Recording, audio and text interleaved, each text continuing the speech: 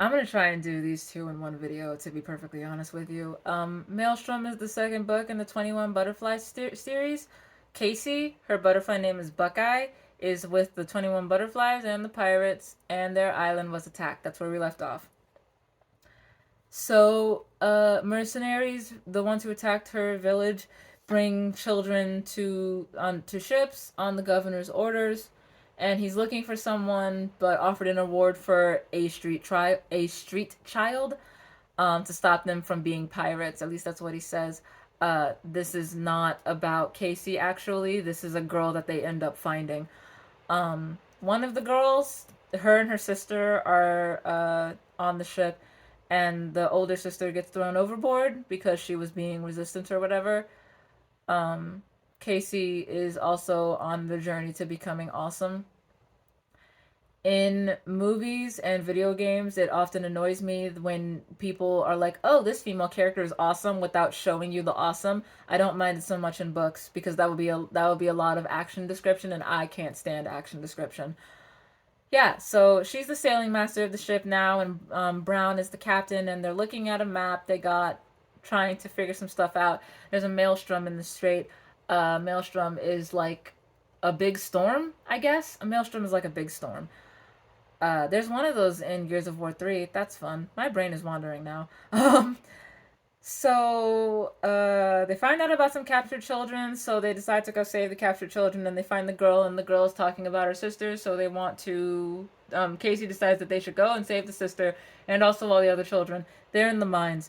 Um, they need some help, though, with the maelstrom, because there's something at the bottom of the maelstrom that everybody wants. So they go and talk to, like, I don't know what the fuck they're called. They're like runaways, I think. So they go and talk to them, and there's a boy there that Casey used to like, but she doesn't really like him anymore because like things have changed and he can't accept that at all. So much so to the point that he ends up accidentally trying to kill the leader of his group and tries to hide it. He's not dead. There are creatures in those caves.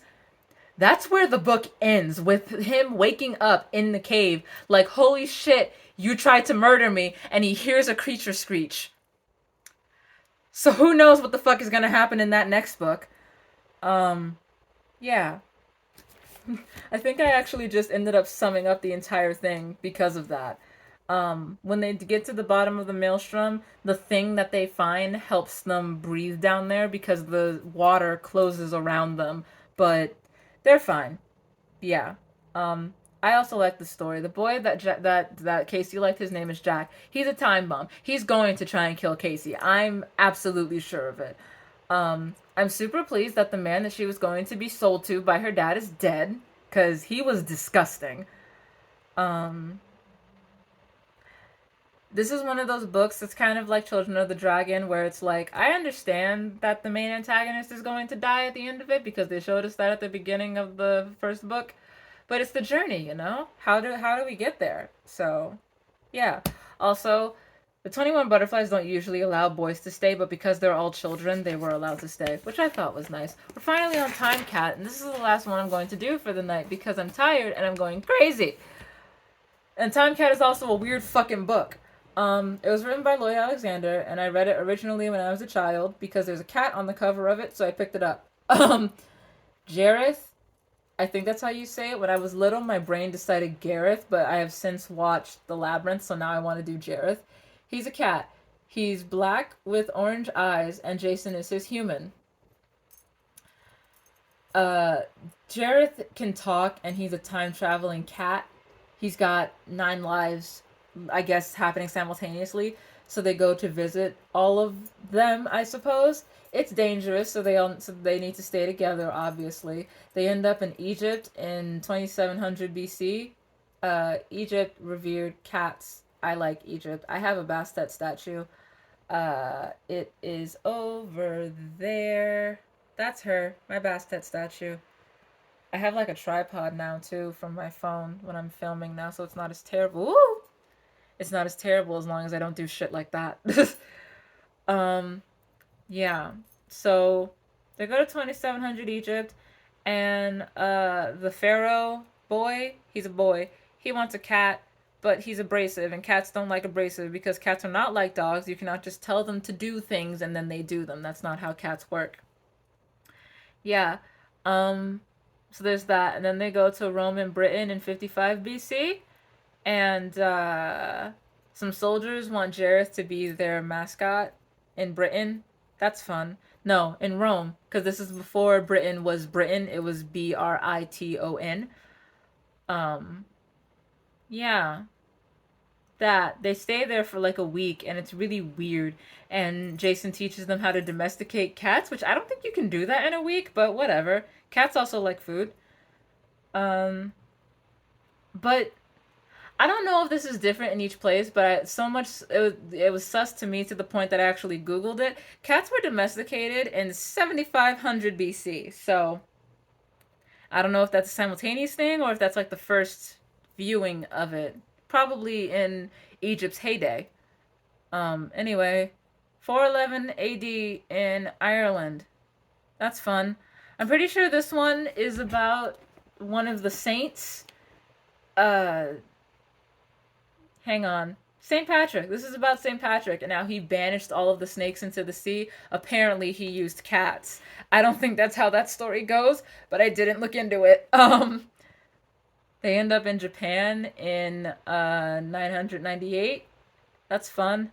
Um, Japan? Why is that? Why is that? That's a Chinese name. What the fuck? I have no idea. So,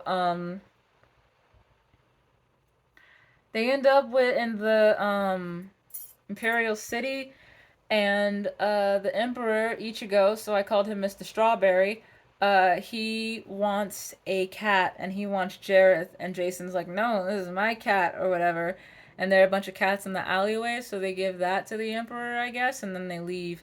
Um, they go to Italy in 1468. Can you tell I was getting tired with all the time traveling shit by the end of this? I started counting how many places we had gone to, so I knew when the book was going to be over.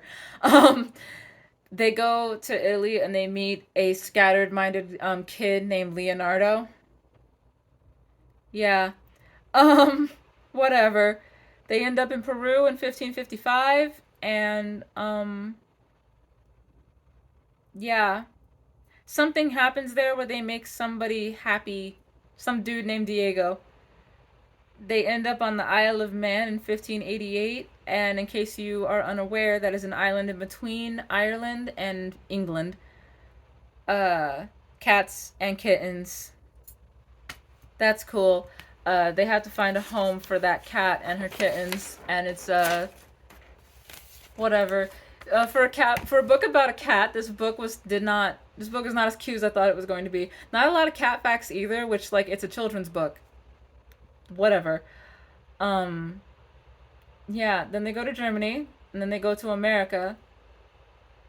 Yeah. Apparently, this entire fucking book was a dream. Uh huh. I guess that explains why everything happened so fast, but I still find that annoying. Just write a fantasy book. Who cares? Um, Also, I remember writing like this because it just fast, a series of events, no description, just a series of events. However, if you want to read cat propaganda, I suppose this is a book for you because despite all of that, it does feature a lot of fucking cats.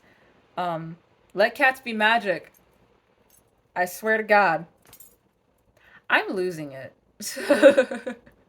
Time Cat is actually in between The Man with No Name and Deepening Dark on my list, so it's towards the bottom. But this book, like Ferris, holds a special place in my heart because I read it when I was a kid. Not as special as Harry Potter, though.